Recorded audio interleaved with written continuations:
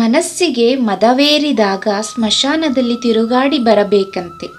ಏಕೆಂದರೆ ಅಲ್ಲಿ ನಾನು ನನ್ನಿಂದಲೇ ಎಂದು ಹೇಳಿದ ಎಷ್ಟೋ ಜನ ಮಣ್ಣಾಗಿರುವರು ಕಾಣಸಿಗುತ್ತಾರೆ. ನಿನ್ನ ತಪ್ಪು ಇಲ್ಲದೆ ಯಾರು ನಿನ್ನನ್ನು ನಿಂದಿಸಿದರೆ ಪ್ರತೀಕಾರ ತೀರಿಸಲು ನಿನ್ನ ಕೈಯಲ್ಲಿ ಆಗದಿದ್ದರೂ ಕಾಲ ಅವರನ್ನು ತಪ್ಪದೇ ಶಿಕ್ಷಿಸುತ್ತದೆ. ಏಕೆಂದರೆ ಅವರು ಮಾಡಿದ ಕರ್ಮಗಳಿಗೆ ಅವರೇ ಶಿಕ್ಷೆ ಅನುಭವಿಸಬೇಕು. ಸ್ವರ್ಗದಲ್ಲಿ ಎಲ್ಲವೂ ಇದೆ, ಆದರೆ ಸಾವಿಲ್ಲ. ಭಗವದ್ಗೀತೆಯಲ್ಲಿ ಎಲ್ಲವೂ ಇದೆ, ಆದರೆ ಸುಳ್ಳಿಲ್ಲ. ಜಗತ್ತಿನಲ್ಲಿ ಎಲ್ಲವೂ ಇದೆ, ನೆಮ್ಮದಿ ಇಲ್ಲ. ಇವತ್ತಿನ ಎಲ್ಲ ಮಾನವರಲ್ಲಿ ಎಲ್ಲವೂ ಇದೆ, ಆದರೆ ಶಾಂತಿ ಇಲ್ಲ. ಮನಸ್ಸಿಟ್ಟು ಕಲಿತ ಅಕ್ಷರ, ಮೈ ಬಗ್ಗಿಸಿ ದುಡಿದು ತಿನ್ನುವ ಅನ್ನ, ಕಷ್ಟಪಟ್ಟು ಗಳಿಸಿದ ಸಂಪಾದನೆ, ಇಷ್ಟದಿಂದ ಮಾಡುವ ದೇವಭಕ್ತಿ ಯಾರನ್ನೂ ಯಾವತ್ತೂ ಕೈ ಬಿಡುವುದಿಲ್ಲ. ತನ್ನ ಮನಸ್ಸನ್ನು ಗೆದ್ದವನಿಗೆ ಮನಸ್ಸು ಅತ್ಯುತ್ತಮ ಸ್ನೇಹಿ, ಆದರೆ ಮನಸ್ಸನ್ನು ಗೆಲ್ಲುವಲ್ಲಿ ವಿಫಲವಾದವನಿಗೆ ಮನಸ್ಸೇ ಅತ್ಯಂತ ದೊಡ್ಡ ಶತ್ರು. ನಿಮ್ಮ ಕೆಲಸವನ್ನು ನೀವು ನಿಷ್ಠೆ ಪ್ರಾಮಾಣಿಕವಾಗಿ ಮಾಡಿ, ಅದರಿಂದ ಯಾವುದೇ ಪ್ರತಿಫಲವನ್ನು ನಿರೀಕ್ಷಿಸಬೇಡಿ.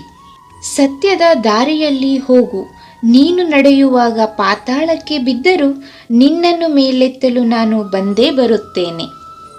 ಎಲ್ಲ ಹೇಳುತ್ತಾರೆ, ಮನುಷ್ಯ ಖಾಲಿ ಕೈಯಲ್ಲಿ ಬರುತ್ತಾನೆ, ಖಾಲಿ ಕೈಯಲ್ಲಿ ಹೋಗುತ್ತಾನೆ ಎಂದು.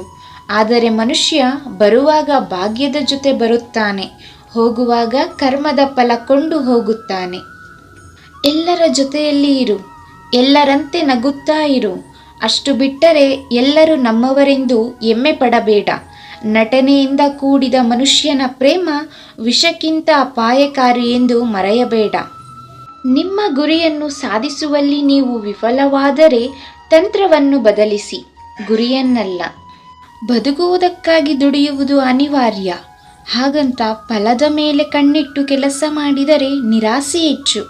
ಕೆಲಸವನ್ನು ಶ್ರದ್ಧೆಯಿಂದ ಪ್ರೀತಿಯಿಂದ ಮಾಡಿದರೆ ಫಲ ಇಂದಲ್ಲ ನಾಳೆ ದೊರಕಿಯೇ ದೊರಕುತ್ತದೆ. ಓದುವುದನ್ನು ಬರೆಯುವುದನ್ನು ಕಲಿಯುವುದು ವಿದ್ಯಾಭ್ಯಾಸವಲ್ಲ, ವಿನಯವನ್ನು ವಿವೇಕವನ್ನು ಕಲಿಸುವುದೇ ವಿದ್ಯಾಭ್ಯಾಸ. ನೀವು ನೀವಾಗೇ ಇರಿ. ನಿಮ್ಮನ್ನು ನಿಜವಾಗಿ ಇಷ್ಟಪಡುವವರು ನೀವು ಹೇಗಿದ್ದರೂ ನಿಮ್ಮನ್ನು ಇಷ್ಟಪಡುತ್ತಾರೆ. ತಪ್ಪು ಮಾಡುವಾಗ ಮನುಷ್ಯನಿಗೆ ಅರಿವಿರುವುದಿಲ್ಲ, ಆದರೆ ಮೋಸ ಮಾಡುವಾಗ ಅರಿವಿರುತ್ತದೆ. ಹಾಗಾಗಿ ತಪ್ಪನ್ನು ಕ್ಷಮಿಸಬಹುದು. ಯಾವುದು ನಿನ್ನ ಭಾಗ್ಯದಲ್ಲಿ ಇದೆಯೋ ಅದು ನಿನಗೆ ಸಿಕ್ಕೇ ತೀರುತ್ತದೆ. ಯಾವುದು ನಿನ್ನದೆಲ್ಲವೋ ಅದು ನೀ ಎಷ್ಟೇ ಪ್ರಯತ್ನಿಸಿದರೂ ಸಿಗಲಾರದು. ಚಿಂತೆ ಬಿಡು. ಜೀವನದಲ್ಲಿ ಬರುವುದೆಲ್ಲವ ಬಂದಂತೆ ಸ್ವೀಕರಿಸು. ಜೀವನದಲ್ಲಿ ಆಸೆ ದುರಾಸೆಗಳನ್ನು ಕಡಿಮೆ ಮಾಡುವುದೇ ಸಂತೋಷದ ಕಿಲಿ ಕೈ. ಸ್ವಯಂ ವಿನಾಶ ಮತ್ತು ನರಕಕ್ಕೆ 3 ದಾರಿಗಳಿವೆ. ಅದುವೇ ಕಾಮ, ಕೋಪ ಮತ್ತು ದುರಾಸೆ. ಅಧರ್ಮದಿಂದ ಶತ್ರು ಹಲವು ಬಾರಿ ಗೆಲ್ಲಬಹುದು, ಆದರೆ ಕರ್ಮ ಎದುರಾಗುವ ವೇಳೆ ಧರ್ಮ ಅವನನ್ನು ಸುಡಲು ಪ್ರಾರಂಭಿಸುತ್ತದೆ. ನಿರ್ನಾಮ ತಪ್ಪಿಸಲು ಯಾರಿಂದಲೂ ಸಾಧ್ಯವಿಲ್ಲ. ಯಾವುದೇ ಒಳ್ಳೆಯ ಕಾರ್ಯವಾಗಲಿ ಪ್ರಯತ್ನ ಎಂಬುದು ಅಧಿಕವಾದರೆ ಹಣೆಬರಹವೂ ಕೂಡ ಶಿರಬಾಗುತ್ತದೆ. ಇದು ನಿಶ್ಚಿತ. ದೇವರು ತಡ ಮಾಡಿದರೂ ನ್ಯಾಯ ಮಾಡುತ್ತಾನೆ, ಆದರೆ ಅನ್ಯಾಯ ಮಾಡುವುದಿಲ್ಲ. ತಡ ಆಗುವುದರ ಹಿಂದೆ ಅದ್ಭುತಗಳು ನಡೆಯುತ್ತವೆ. ಕಾದು ನೋಡಬೇಕು ಅಷ್ಟೇ. ನೀವು ಅನಗತ್ಯವಾಗಿ ಚಿಂತಿಸುತ್ತೀರಿ. ಯಾರಿಗಾಗಿಯೋ ಯಾಕೆ ಹೆದರುತ್ತೀರಿ? ಯಾರು ನಿಮ್ಮನ್ನು ಕೊಲ್ಲಲು ಸಾಧ್ಯ? ಅಂತಿಮವಾಗಿ ಆತ್ಮವು ಹುಟ್ಟುತ್ತದೆ ಅಥವಾ ಸಾಯುತ್ತದೆ, ಅಷ್ಟೇ ಅಲ್ಲವೇ? ನೀವು ನಿಮ್ಮ ಜೀವನದಲ್ಲಿ ಯಶಸ್ವಿಯಾಗಬೇಕೆಂದರೆ ನೀವು ಜ್ಞಾನ ಮತ್ತು ಶಿಸ್ತನ್ನು ಬೆಳೆಸಿಕೊಳ್ಳಲೇಬೇಕು.